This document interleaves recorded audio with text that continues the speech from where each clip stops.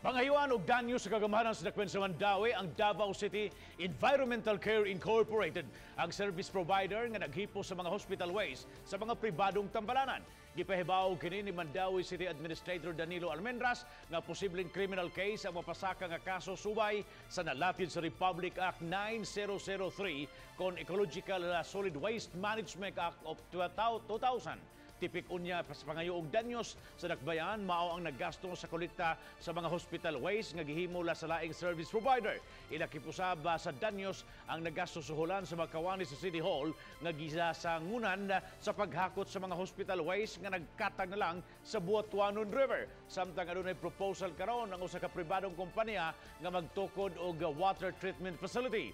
Alang kini sa mga kompanya ug bay patigayon nga maglisod pagtukod sa ilang kaugalingon nilang water treatment facility. Sa maging semana, usa ka ihawan nga nahimutang sa Dakbayan ang ipasiradan sa Mandaue City Hall tungod sa kakuwang sa water treatment facility.